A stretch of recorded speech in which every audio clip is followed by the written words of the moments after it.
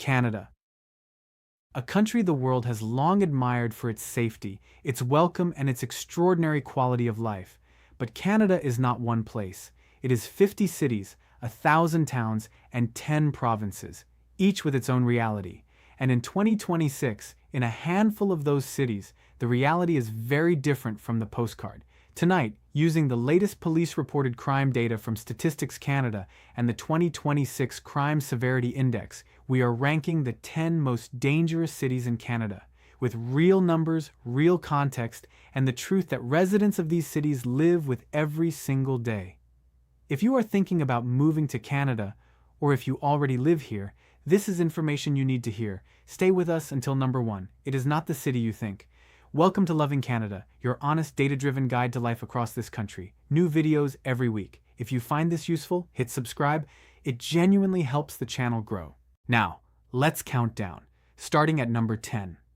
At number 10, we start in the Greater Toronto Area, in Brampton, Ontario. Brampton is one of the fastest-growing cities in Canada.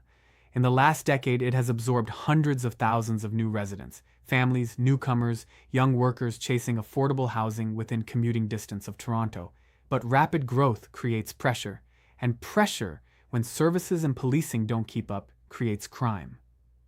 Brampton ranks in the 2026 Crime Index with consistently elevated scores for vehicle theft, robbery, and property crime. Vehicle extortion connected to organized crime has become a visible and deeply unsettling issue for many residents. Carjackings, often violent, often in broad daylight, have generated headlines and genuine fear in communities where crime once felt distant. The numbers tell the story. Brampton's inclusion on this list is driven less by violent crime severity and more by the sheer volume of property-related offenses and the perception among residents that organized criminal networks are operating with growing confidence. Local police have expanded enforcement. Community groups have pushed for more resources. But for a city growing as fast as Brampton, the challenge is structural, and 2026 has not yet delivered the turning point residents are waiting for. If you are moving to Brampton, research specific neighborhoods carefully. The city is far from uniformly dangerous, but the pockets that are have gotten sharper in recent years. Number 9. Hamilton, Ontario. Hamilton sits in the shadow of Toronto, just 70 kilometers to the west. It has a complicated identity, a former steel and manufacturing hub that has spent 20 years trying to reinvent itself as an art city, a food scene, an affordable alternative to Toronto's impossible real estate. And in many ways, that reinvention is real. Hamilton has genuine energy. But the crime data in 2026 still places it among Canada's most challenging cities. Hamilton's Crime Severity Index remains above the national average, driven by a persistent downtown core that struggles with drug use, homelessness, and property crime.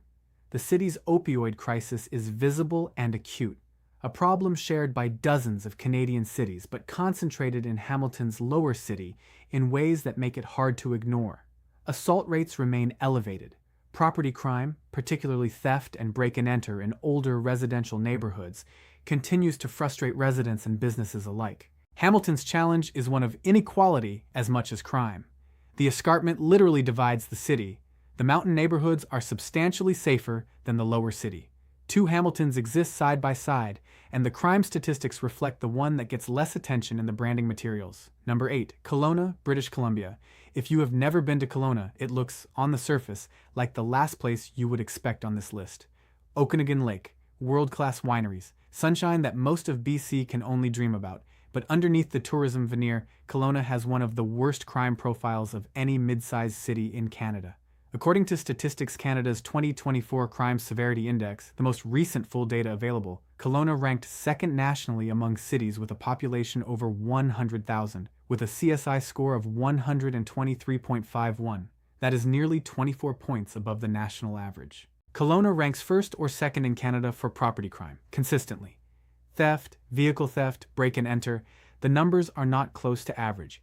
The city also struggles with a serious drug crisis, a visible homeless population, and a fentanyl epidemic that has accelerated dramatically in the last 5 years. The contrast between Kelowna's postcard image and its lived reality for many residents is jarring. People relocating from the lower mainland or Alberta in search of a safer, sunnier lifestyle are often shocked by what they find. This is not a city in decline.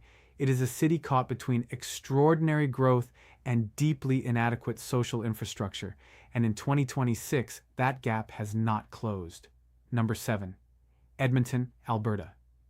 Edmonton is Alberta's capital, a city of over 1 million people, an oil economy hub, and home to one of the most consistent entries on Canada's dangerous cities list over the past decade.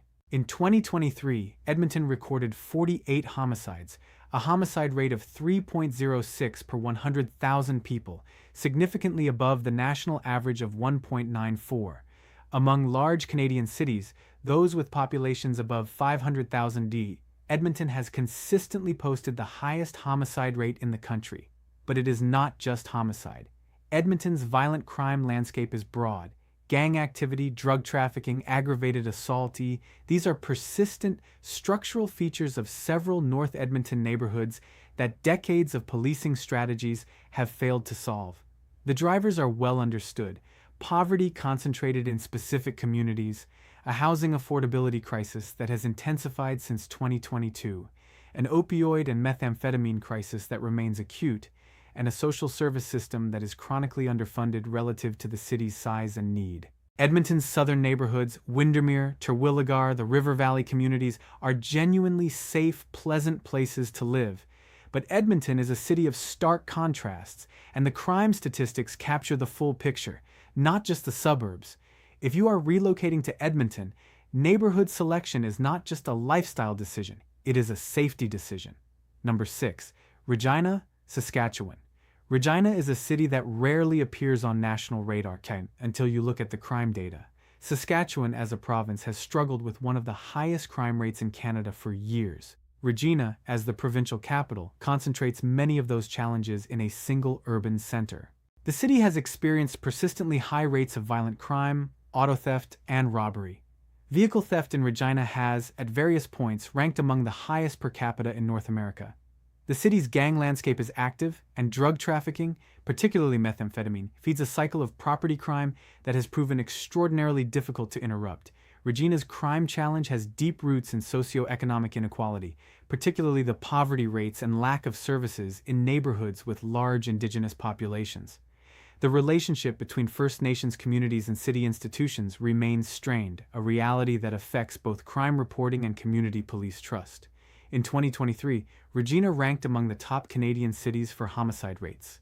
The situation has shown some improvement in individual years, but no sustained downward trend has emerged. For newcomers and families considering Regina, it is a city with genuinely low costs of living and strong job opportunities, but one that requires careful neighborhood research. We are halfway through the list, and the cities still to come are significantly more dangerous than what you have heard so far. Number 1 on this list has a violent crime severity rate more than double the national average. It has topped the national ranking for multiple consecutive years. Stay with us. You need to hear this. Number 5. Surrey, British Columbia. If you search most dangerous city in Canada, Surrey is the first result. It has dominated those headlines for years, and the data in 2026 continues to justify the attention. Surrey recorded a crime severity index of 89.2 in 2025, placing it above the Canadian average of 75.3. Police received approximately 47,000 criminal code incident reports that year, roughly 7,800 incidents per 100,000 residents. Here is what drives Surrey's numbers. First, scale and growth. Surrey added over 80,000 residents between 2020 and 2025, making it one of the fastest growing cities in Canada. Rapid growth stretches policing and social services to their breaking point. Violent offenses rose 14% in 2025. Assault is the largest crime category. Robbery is rising. Second, geography. Surrey's location makes it a distribution hub for drug trafficking entering BC through ports and border crossings. That geographic reality feeds both drug crime and the gang violence that comes with it. Third, and this is important, Surrey's crime is not evenly distributed. South Surrey and the Crescent Beach area report 39 to 43% less crime than the city average. The Newton and Whalley neighborhoods absorb a disproportionate share of violent incidents. Most gang violence in Surrey is targeted, not random. But perception matters, and Surrey's perception problem is real. Identity theft and fraud are up 24%. Cybercrime is rising, and the headlines about gang shootings in public spaces, however targeted, create fear that shapes where families choose to live. Surrey is actively investing in solutions: a gang suppression unit, property crime reduction teams, a new transit policing model. But in 2026, the city remains one of the most statistically dangerous in Canada. Number 4. Saskatoon, Saskatchewan. Saskatoon often gets overlooked in national conversations about Canadian crime. It should not. In 2024, Saskatoon recorded 14 homicides with an estimated homicide rate of 4.91 per 100,000 population, placing it among the top Canadian cities for lethal violence on a per capita basis. Saskatoon's crime profile is driven by a methamphetamine epidemic that has transformed its downtown core over the past decade. Street-level drug use is visible and widespread. Property crime, particularly theft and break-and-enter bombs, is exceptionally high, fed by the desperation of addiction. Gang activity in Saskatoon is organized and persistent. The city has a number of active street gangs with roots in Indigenous communities, operating in a context of deep poverty and long-standing failure of social services. Indigenous people are dramatically overrepresented among both crime victims and those incarcerated in Saskatchewan, a reality that represents one of the most profound failures of Canadian public policy and one that Saskatoon has been at the center of for decades. The city has genuine beauty: the River Valley, the University District, the revitalizing downtown. But the contrast between Saskatoon's aspirations and its lived reality for its most vulnerable residents is stark and, in 2026, largely unresolved. Number 3. Winnipeg, Manitoba. Winnipeg's relationship with violent crime is long, complicated, and the subject of national discussion for good reason. In 2024, Winnipeg recorded 43 homicides, a homicide rate of 5.18 per 100,000 population. In 2022, the city recorded 53 homicides, the highest in its recorded history, pushing its violent crime severity to the highest level since 2009. 2025 brought real improvement. Homicides dropped to 22, roughly half of the previous year. Violent crime severity fell by nearly 11%. Firearms offenses dropped by nearly 25%. Youth crime fell for the first time in 4 years. These are genuine improvements, and they deserve acknowledgement. The Winnipeg Police Service credits increased street presence, better community relationships, and socio-economic factors for the decline.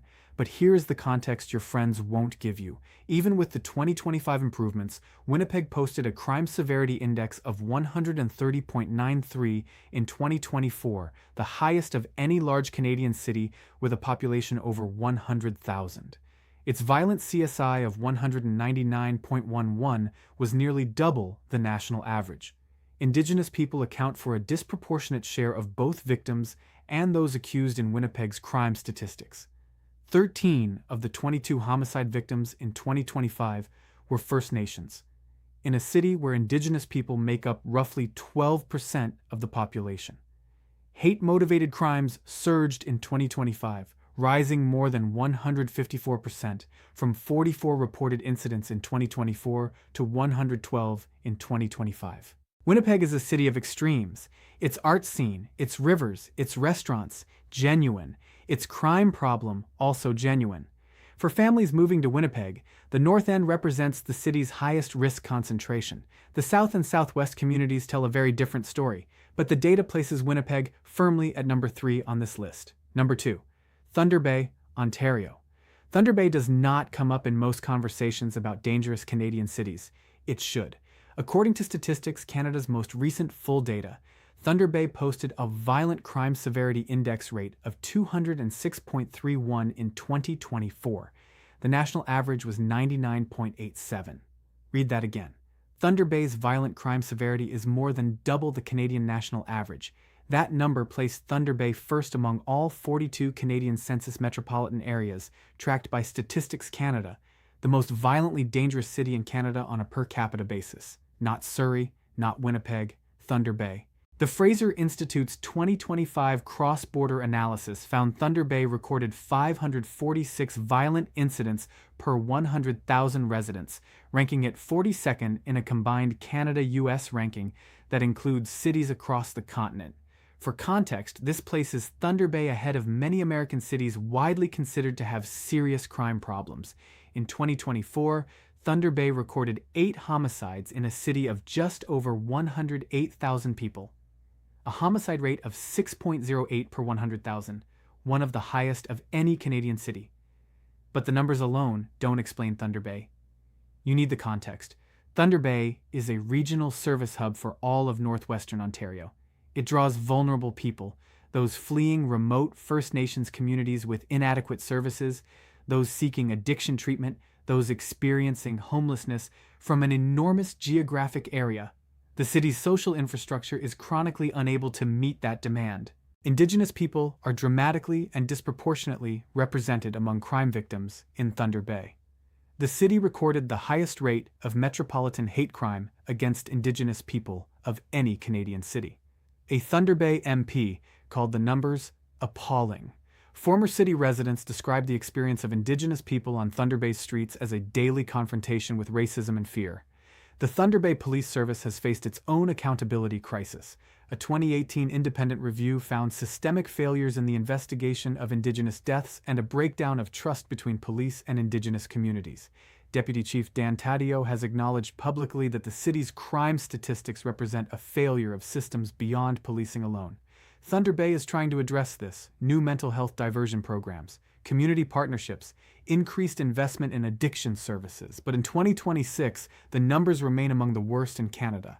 Number 1. You were expecting a major Canadian city. Toronto, perhaps. Or Vancouver. Or maybe Surrey. But number 1 on Canada's crime severity list in 2026 is not a city most Canadians could find on a map without help. North Battleford, Saskatchewan. North Battleford sits on the North Saskatchewan River, about 140 kilometers northwest of Saskatoon. Its population is roughly 15,000 people. It has no NHL team, no international airport, and no national profile. But for years, it has posted the highest crime severity index of any Canadian city in Statistics Canada's official rankings. North Battleford's crime severity index has reached levels more than 3 times the national average in recent reporting periods. Violent crime, assault, robbery, sexual assault occurs at rates that dwarf every major Canadian city. How does a small city of 15,000 people become the most dangerous in Canada? The answer lies in geography, history, and decades of federal and provincial neglect. North Battleford serves as the main service center for dozens of First Nations reserves in central and northern Saskatchewan. People travel to North Battleford to access healthcare, social services, and basic retail. Many end up staying, homeless and without support, in a city completely unprepared for the volume of need it receives. The city's downtown has areas of extreme visible poverty, active drug use, and chronic disorder. The methamphetamine crisis that has devastated prairie communities for a decade is concentrated and visible in North Battleford in ways that overwhelm the local police service. The relationship between the city's Indigenous population, which is large and growing, and its institutions is strained by the same long history that defines that relationship across Saskatchewan. Residential schools, the 60s scoop, reserve conditions that make normal life functionally impossible. North Battleford's crime numbers are not random. They are the output of specific, identifiable, long-running policy failures. The people experiencing the most crime in North Battleford are also the people with the fewest resources to escape it. That is what a number 1 ranking on a crime severity list actually means. It does not mean North Battleford is full of criminals. It means North Battleford is full of people whom Canada has failed, and whose failure shows up in the statistics that the rest of the country scrolls past. This is the most dangerous city in Canada in 2026, not because of who lives there, but because of what was never built there. So there are your 10 most dangerous cities in Canada in 2026. Let's be clear about what this list is and what it is not. It is not a reason to fear Canada. Canada remains one of the safest, most livable countries on Earth. Most people in every city on this list live their lives without ever becoming a victim of serious crime. What this list is an honest look at where Canada's greatest challenges are concentrated. Drug crises, poverty, inadequate housing, underfunded social services, a deeply painful history with Indigenous communities that has never been properly resolved. The cities at the top of this list are not failing because of bad people. They are struggling because of bad policy, repeated, generational, and still largely uncorrected. If you found this video useful, there are two things we'd love you to do. First, leave a comment below. Which of these cities surprised you most? Did your city make the list? Were you expecting a different number one? Second, share this with someone who is planning to move to Canada. Not to scare them, but to give them real information, not just the brochure. We will see you next week with another honest look at life across this country. Subscribe if you haven't, and take care of yourself out there.